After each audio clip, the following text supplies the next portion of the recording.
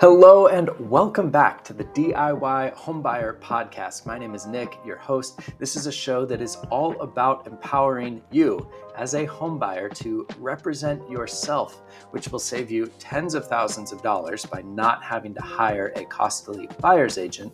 It also puts you in control of the home buying process and helps you develop incredible skills like negotiation and reading legal documents and making big decisions that are going to serve you in every other area of life as well. Truly believe that self-representation is a better way to buy homes for most people and want to get the word out as far and wide as possible. To that end, it helps tremendous amount if you go ahead and subscribe to the show, and if you find anything beneficial in here, share it with a friend, share it with somebody else that you think would be interested in. The more that we can do to get the word out, the more we can do to improve the home buying experience for everybody. It is my belief that in 5 years, buyer's agents will be as common as travel agents, which is to say, not very common at all. I think that that's a positive change. If you agree and want to help be a part of bringing about that change in the industry, well, you play a vital role by your support through content like this. So do subscribe, do share. But let's go ahead and get into the episode here. And this week, I want to cover what happened in the NAR lawsuit settlement. The real estate industry changed a ton nationwide on August 17th, 2024, when the NAR settlement went into effect. And so in this episode, I really want to break down what were the causes that led up to the lawsuit against the National Association of Realtors and many large brokerages throughout the United States. What are the immediate changes for now? And what do I think is going to happen in the future? I'm going to be using a document that was created by the Department of Justice on their website that does, I think, a really fantastic job of summarizing the causes of the lawsuit against NAR. I'll link to that in the description below in case you want to download it at any point. I'll also have a few other helpful resources that are down there in case you're just wanting to do a deeper dive on the NAR lawsuit. But this is a big deal. It really did change the shape of real estate in the United States, the way that residential real estate is transacted. It's important for you as a home buyer to know. So I want to make sure that we do it justice, which, yes, is a little bit of a pun for those of you who appreciate punniness. All right, moving on to this document from the DOJ that's called Backgrounder Q&A, National Association of Realtors. This document starts by saying, what is this lawsuit, the lawsuit against NAR, all about? And it says, NAR has wow, that's a tough word. NAR has promulgated a series of rules, policies, and practices that have been widely adopted by its members, which have resulted in, this is important, a lessening competition among real estate brokers, and this is the key line, to the detriment of American home buyers. So that's the heart of the concern. The heart of the lawsuit is that there has been less competition than there should be between real estate brokers, and that lack of competition has hurt American home buyers, you. So you can see the relevance to this show. The document goes on to say, these rules, policies, and practices include 1, prohibiting multiple listing services, MLSs for short, from disclosing to prospective buyers the amount of commission that the buyer broker will earn if the buyer purchases a home listed on the MLS. This was noted as NAR's commission concealment rules. So really high level, what does that mean? It means that in the MLS, on the back end of it, things that the average home buyer can't see, sellers would say, I'm going to pay a buyer's agent 3% or 2.5% or 2%. Agents could see this, you, the home buyer, could not, and that was an issue that was part of this lawsuit. Number 2 is that it allowed buyer brokers to mislead buyers into thinking that the buyer broker services are free. And this is something that I have harped on over and over and over again in this show, how wrong it was for buyer brokers to say, hey, I'm a free service to you, home buyer. You don't pay me. The seller pays me. We'll get into why that was such a big issue, but that was one of the things that NAR got called out on. That's misleading to say that buyer broker services are free. The third piece of the lawsuit is that NAR enabled buyer brokers to filter MLS listings based on the level of buyer broker commissions offered and to exclude homes with lower commissions from consideration by potential home buyers. This is also known as the NAR's commission filter rules and practices. So, okay, again, high level, what does that actually mean? So it would be that as your buyer's agent would set up your search, they could put in price, square footage, lot size, different areas, but they also had a filter to say, don't show anything with a buyer's agent commission that's less than 3%, which means that any seller who offered less than 3%, you wouldn't get to see their listings, which was obviously that's fraught with a lot of issues. It limits what you're able to look at or see.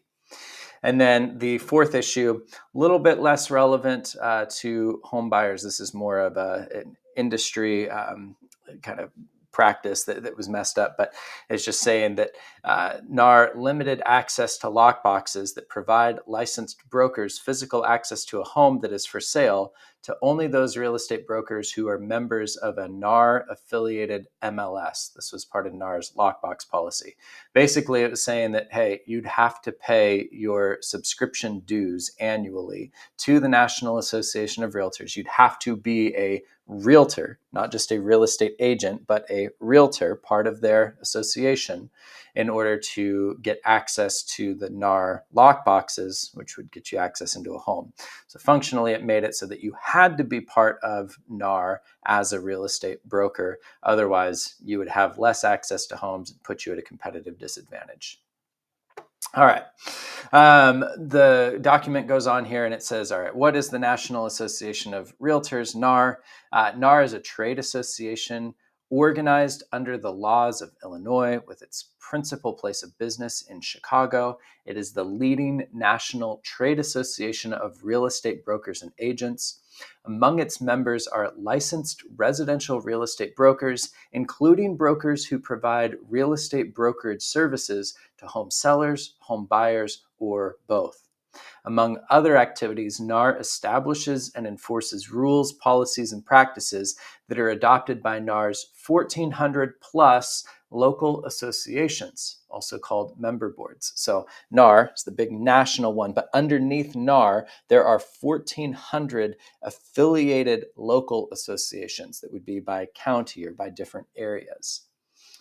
And within these local associations, there's affiliated multiple listing services that govern the conduct of NAR's approximately 1.4 million member realtors who are engaged in residential real estate brokerages across the United States. So the umbrella goes like this.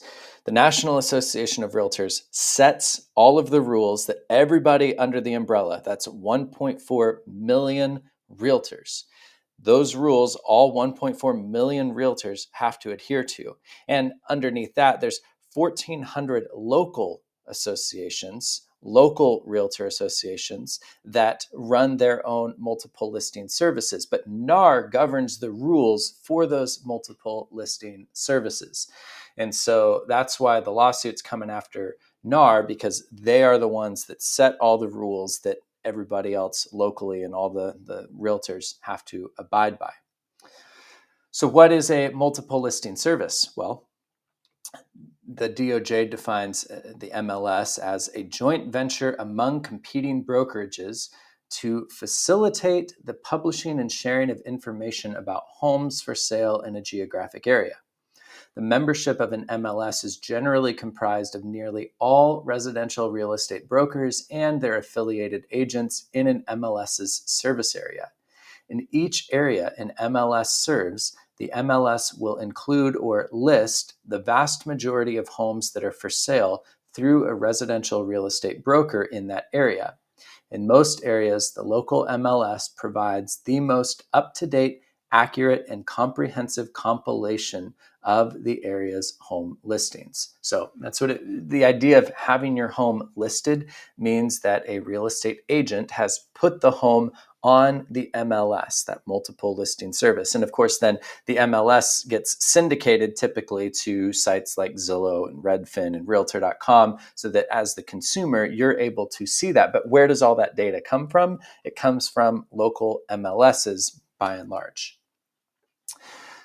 Point number 4, how does NAR issue and enforce these rules, policies, and practices, specifically the ones that are in question in this lawsuit? Well, NAR, through its member boards, controls a substantial number of the MLSs in the United States. NAR promulgates rules, policies, and practices governing the conduct of NAR-affiliated MLSs that are set forth annually in the Handbook on Multiple Listing Policy. Under the terms of the handbook, affiliated realtor associations and MLSs must conform their governing documents to the mandatory MLS policies established by NAR's board of directors to ensure continued status as member boards and to ensure coverage under the Master Professional Liability Insurance Program. NAR and its affiliated realtor associations and the MLSs enforce the handbook's rules, policies, and practices, as well as the rules, policies, and practices set forth in NAR's Code of Ethics. NAR's Code of Ethics states that any member board which shall neglect or refuse to maintain and enforce the Code of Ethics with respect to the business activities of its members may, after due notice and opportunity for hearing, be expelled by the board of directors from membership in NAR. Basically, if you don't adhere to NAR's rules, you can get kicked out. So if you want to be part of the largest association of real estate agents called realtors, well, then you have to play by NAR's rules. That's the issue here. Number 5, how do these rules, policies, and practices violate the antitrust laws? So that's the lawsuit. This is an antitrust case. Well, NAR's real estate broker members are direct competitors for the provision of listing broker and buyer broker services. NAR and its affiliated MLS's adoption and enforcement of these rules, policies, and practice reflect concerted action between horizontal competitors and constitute agreements among competing real estate brokers that reduce price competition among brokers and lead to higher prices and lower quality service for American homebuyers and sellers. The division has alleged that these agreements individually and collectively unreasonably restrained trade in violation of Section 1 of the Sherman Act. Okay. They're saying that because of all of these realtors who have to belong to NAR, essentially, to be competitive members of the market, they have to adhere to NAR's rules, and based upon these rules, brokers don't have to compete nearly as much as they ought to when it comes to setting their commissions, especially buyer brokers, because the buyer at this point has no say in what a buyer broker makes. Only the seller gets to determine that. And the seller then is incentivized to set that commission as high as possible so that their listing doesn't get filtered out when the buyer agent sets, their filter at, I don't want to see any listings under 3%. Well, to make it above that, then sellers have to set the commission 3% or higher, which the argument in the lawsuit is, well, that leads to inflated home prices, inflated commissions for realtors, and it's fundamentally anti-competitive or an antitrust violation. So now let's get into the particulars of these rules. So the alleged unlawful agreements. I mentioned these at the beginning, but we're going to do a little bit deeper dig into them now. So the NAR had the commission concealment rules. What are the commission concealment rules? Well, the NAR's commission concealment rules recommended that MLSs prohibit disclosing to prospective buyers the total commission offered to buyer brokers.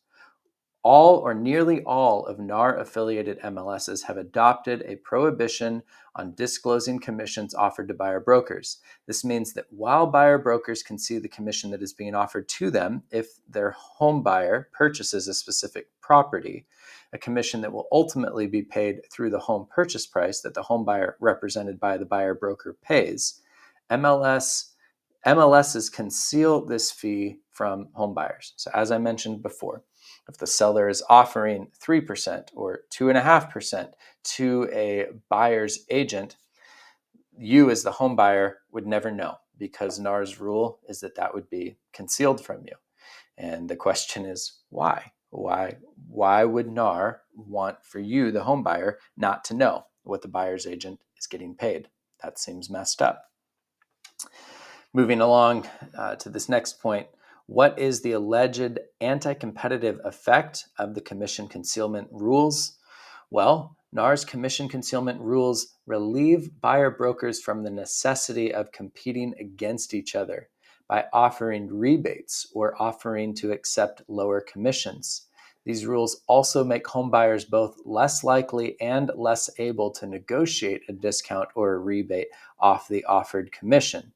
NAR's commission concealment rules encourage and perpetuate the setting of persistently high commission offers by sellers and their listing agents. The result is higher prices for buyer broker services. So, does that make sense? If the buyer broker commission is set and the buyer has no say in it, and if the buyer doesn't even know what that commission percentage is, then the buyer is at a disadvantage because they can't determine that, hey, I think 2% is a fair amount for my buyer's agent to get. And so if a seller's offering 3%, cool, but I want a 1% rebate. No, it just means that instead the buyer's agent gets the full 3%. The buyer themselves has no recourse. The buyer's agent just gets whatever it is that the seller offers. There's no negotiation, no ability really to get any sort of a discount or a rebate, which then leads to commissions being higher than they necessarily need to be. This next point, the question is, can the commission concealment rules lead to other anti-competitive effects? And the DOJ says yes. Because of the commission concealment rules, buyer brokers may steer potential home buyers away from properties with low commission offers by filtering out, failing to show, or denigrating homes listed for sale that offer lower commissions than other properties in the area. When buyers can't see commission offers, they can't detect or resist this type of steering.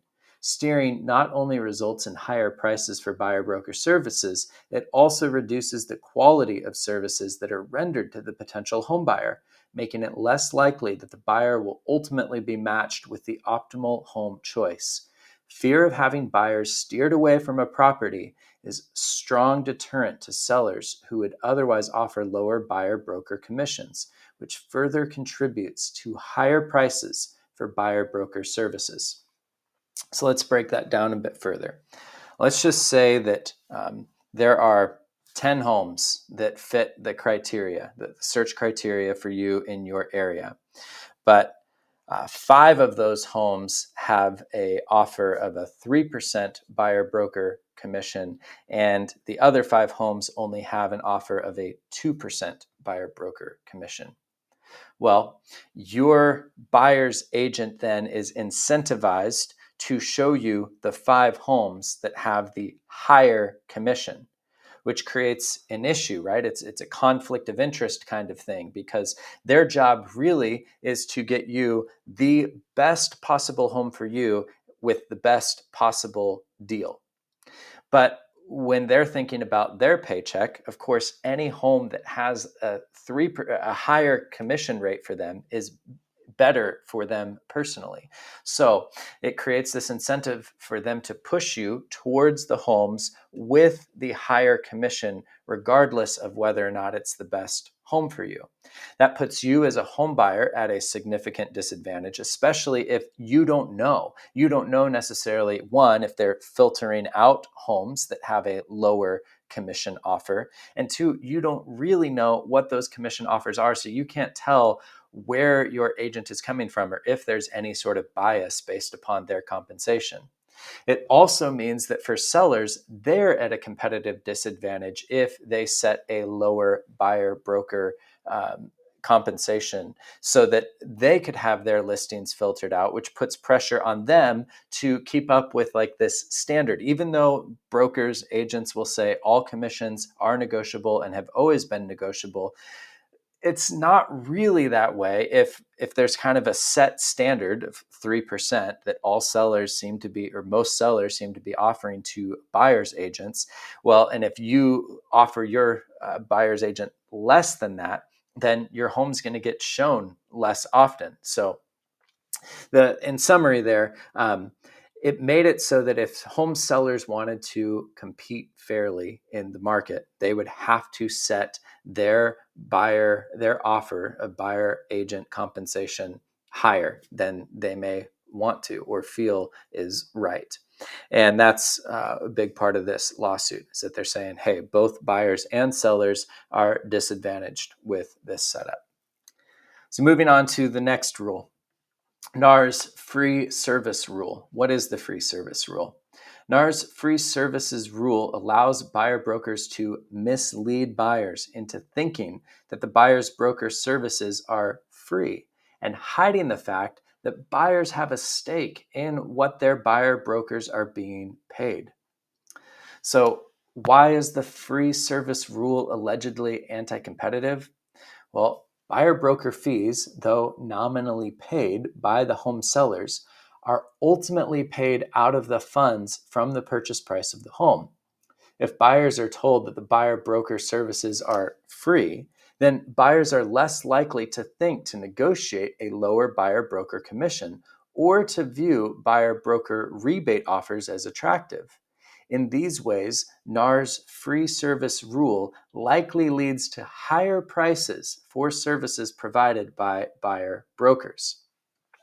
And this gets a little bit confusing because the way that these agreements, listing agreements, have been written in the past is that, again, the listing agent is working directly with the seller and they determine upfront how much the listing agent gets paid as well as how much is going to be offered to buyer brokers. And so when you're looking at the net sheet at the closing table, it looks like the agent commissions are all coming from the seller side. And so buyer's agents would take advantage of that and say, see, you, buyer, don't pay me anything. All of my pay comes from the seller.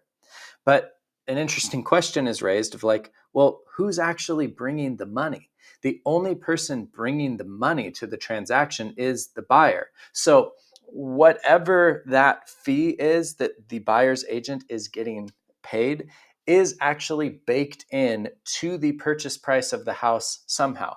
What the DOJ is alleging here is that if buyer agent commissions were negotiable or weren't baked in to the purchase price of the home, then buyers could negotiate a lower rate, which could be reflected in a lower price or lower sale price of the home, which would be an advantage to home buyers that they currently don't get to enjoy. So this whole idea that buyers don't pay their agent, the buyer's agent, is it's false. It's misleading because the cost of a buyer's agent is part of the overall purchase price of the home, and the buyer is the only one that is bringing the money. So the concern here is that, that leads to higher service prices for buyer brokers. And let's get into this next rule. What are NAR's commission filter rules and practices? So NAR's commission filter rules and practices allow buyer brokers to filter MLS listings that will be shown to buyers based on the level of buyer broker commissions offered.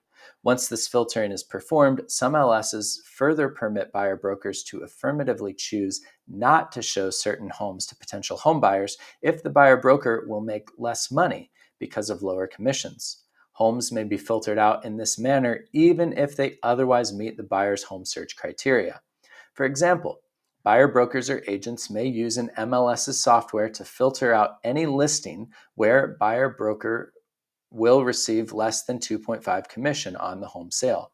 The buyer broker would then provide to its home buyer customer only those listings where the buyer broker would be paid a 2.5 commission or more if the home sale is completed. So the next question is, well, why are NAR's commission filter rules and practices allegedly anti-competitive? This one's fairly obvious. NAR's commission filter rules and practices are anti-competitive because they facilitate steering by helping buyer brokers conceal from potential home buyers any property listings offering lower buyer broker commissions. The practice of steering buyers away from homes with lower buyer broker commissions likely reduces the quality of buyer broker services and raises prices for buyer broker services, both at the expense of home buyers. So, a lot that's going on with these rules, a lot that's going on here. But the whole idea is just, hey, home buyers should be able to see. It's a question of transparency. Home buyers should be able to see all properties that fit their search criteria. They shouldn't have those results filtered out based upon what an agent gets paid or doesn't get paid. Also, the buyer should know what their buyer's agent is getting compensated. And more than just knowing it, they should have a say in it. They should agree to it. That's really at the heart of the lawsuits. Now, these lawsuits went forward. I am going to skip over the NAR lockbox policy because as a home buyer, that's not super relevant to you. But how does this proposed settlement with NAR resolve the DOJ's concerns? Well, here's what they say. The proposed settlement with NAR requires NAR to repeal, eliminate, or modify its rules, practices, and policies that the division alleges violate antitrust law. Under the terms of the settlement memorialized in the proposed final judgment, NAR and its member boards must not adopt, maintain, or enforce any rule or enter into or enforce any agreement or practice that directly or indirectly A. prohibits, discourages, or recommends against an MLS or MLS's participant publishing or displaying to consumers any MLS database field specifying the compensation offered to other MLS participants. B. Permits or requires MLS participants, including buyer brokers, to represent or suggest that their services are free or available to a client at no cost to the client. C. Permits or enables MLS participants to filter, suppress, hide, or not display or distribute MLS listings based upon the level of compensation offered to the buyer broker or name of the buyer. C. Permits or enables MLS participants to filter, suppress, hide, or not display or distribute MLS listings based on the level of compensation offered to the buyer broker or the name of the brokerage or agent. Or D. Prohibits, discourages, or recommends against the eligibility of any licensed real estate agent or broker from accessing, with seller approval, the lockboxes of those properties listed on an MLS. So, August 17th is when the settlement of NAR, these lawsuits against NAR, went into place. And what's important to recognize is that basically the proposal was adopted in the settlement. So now most MLSs, any MLS that's under NAR's umbrella, no longer is allowed to say anything about what a seller may or may not be offering for compensation to a buyer's agent. So there should no longer be any mention of buyer's agent compensation in the MLS, period. That was the way that they got around publishing or not publishing what a seller's offering to a buyer's agent. Now, I'll get into what the future looks like. I won't get ahead of myself, though I want to. So, one, buyer agent compensation no longer listed in the MLS. Two, buyer's agents must have a buyer broker services agreement, or something like that, an agreement with the buyer client before they show any homes. Now, this is probably the biggest change of the entire settlement, because now, if you're going to hire a buyer's agent, you need to go over what that agent is going to get compensated and agree to it before the agent shows you any homes. Now, each state, each local board, association of realtors is going to have a slightly different form with different particulars there. But fundamentally, you've got to agree to what your agent is going to get compensated before you show any homes. And you have to recognize that you may be responsible for paying your buyer's agent out of pocket if the seller doesn't agree to offer any sort of buyer's agent compensation, or if they don't offer the same amount that your buyer's agent wants you to agree to. So they've got to set a term, how many days that agreement is valid for, and they've got to set compensation. There's a few other particulars in there that are going to vary from area to area, but those are the two big things. And then 3 is just that buyer's agents are not allowed to steer you based upon what a seller is offering or is not offering in terms of buyer's agent compensation. So they're trying to make it so that, hey, any home that's on the market that could fit your criteria well, you should be able to see it, and your agent should not steer you away from it. So they're trying to create greater transparency. These rules have already been adopted, and in some states, they've even been made law. All right. What does this look like in the real world, and where are things going? Well, change is hard, especially for real estate agents. The real estate industry is unbelievably antiquated and is so resistant to change. It's kind of ridiculous. So as soon as this rule went into effect, where where the seller was no longer able to advertise the offer of compensation to a buyer's agent in the MLS, agents are like, well, that's fine. We'll just we'll post it on social media, or we'll post it on our personal website, or we'll just have the buyer's agent call us and we'll tell them what the listing agent is offering for compensation, which is a dangerous game that a lot of these agents are playing, because it goes against the spirit of the settlement with NAR. And I think that the DOJ is going to come after folks that continue to offer a set seller compensation. So I suspect that the DOJ will come after any listing agents who find other ways outside of the MLS to advertise that there is a seller offered buyer agent compensation. Because what the DOJ wants is for that compensation to be negotiated directly with the buyer. They're also trying to get away, and I'll try not to get too into the weeds here, but they're trying to get away from what's called cooperative compensation, or co-broker arrangements. And that's where the seller creates an agreement with the listing agent that says, I will pay you, listing agent, 6%.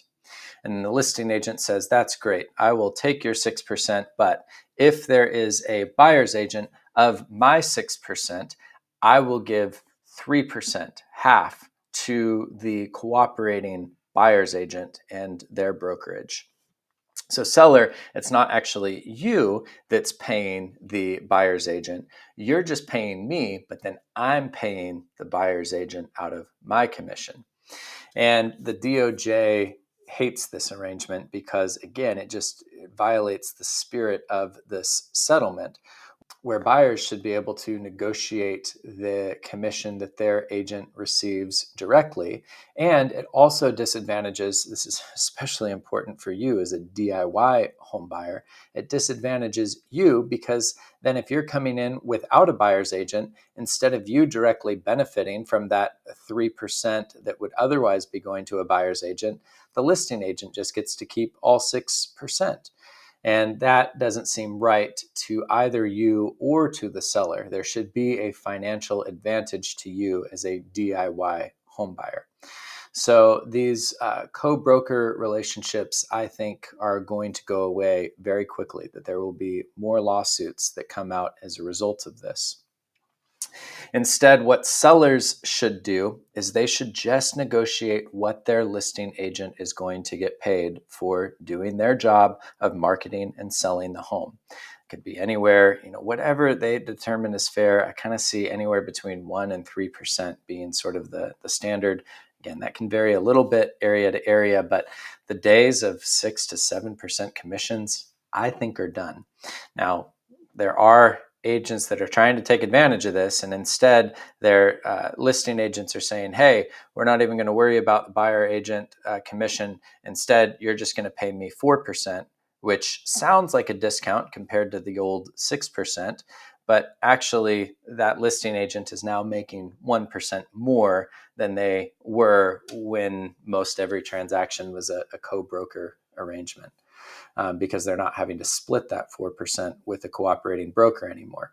So instead, home sellers should negotiate the lowest possible price that they can in terms of the commission that just the listing agent gets, and then they should leave the buyer's agent commission. If they're going to offer anything at all, they should leave that to be determined or to be negotiated with whatever offers they receive, so that home buyers, if they do have an agent, they come in with the amount that they've negotiated with their agent, 2%, 2.5%, 1.5%, and they make that part of the offer that the seller gives a 2% concession to cover the cost of the buyer's agent commission.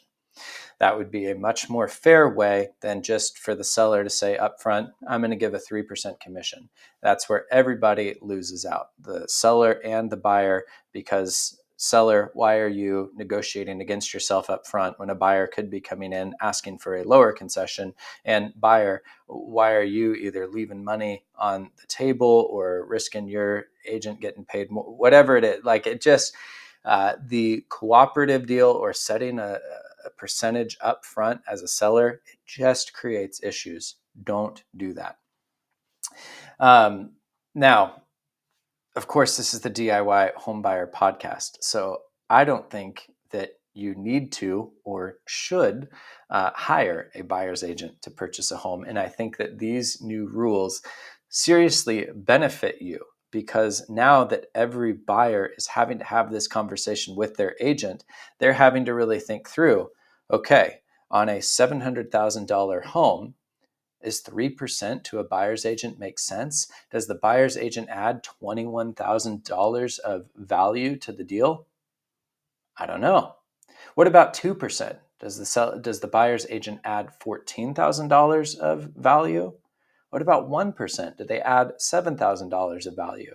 And they get to really think through, okay, how much value does a buyer's agent provide, and how much am I willing to pay, or how much am I willing to ask for a concession, knowing that ultimately that concession hurts the seller's bottom line, which is really the all-important number when it comes to putting in a competitive offer. And if you go in as a self-represented buyer, well, you save yourself anywhere between $7,000 and $21,000 or more on a $700,000 home, because there is no buyer's agent to pay. Now, will you have other costs? I mean, I recommend that you have a coach, someone that's able to educate you and give you some guidance through the process. I also recommend that you hire a real estate attorney to just help with the transaction. There's still going to be closing costs related to title and to your financing fees and all of that, but you can save a serious chunk of money. All of those fees together are still going to be way, way less than what you would be paying by having a dedicated buyer's agent, unless, of course, you just negotiate a hell of a deal with a buyer's agent. But most of them are not going to be willing to work for less than 2% or so, even on a $700,000 home.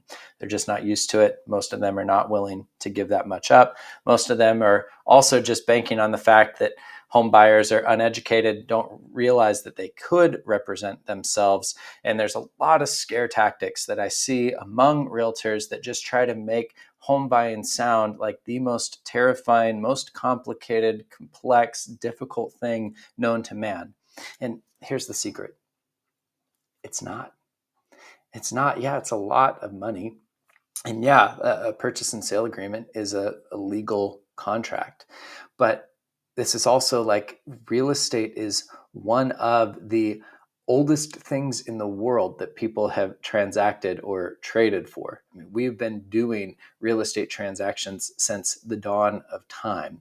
And we've been transacting real estate in the United States for hundreds of years now.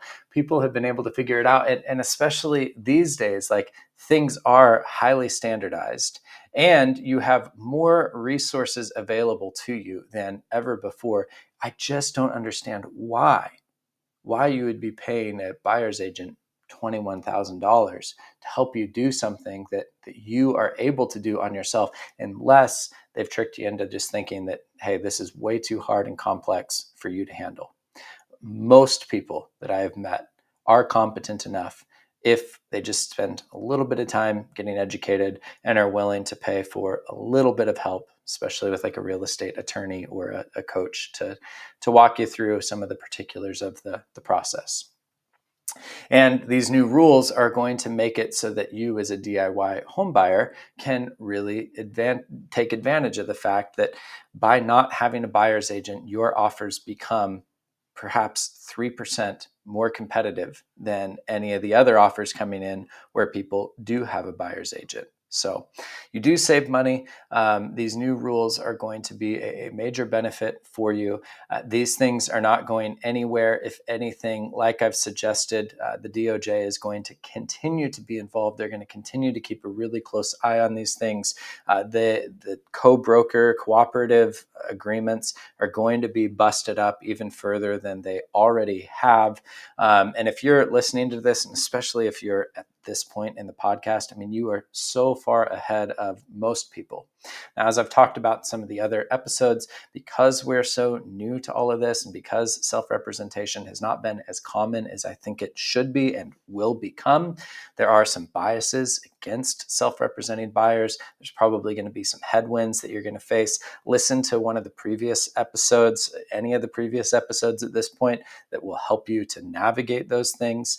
Also, feel free to reach out to me, just Nick at DIYHomebuyerAcademy.com, with any questions that you have that you'd like for me to address either with you one-on-one or in the show. I would love for that kind of feedback. But I do believe that with these changes, with these new rulings, self-representation is the future.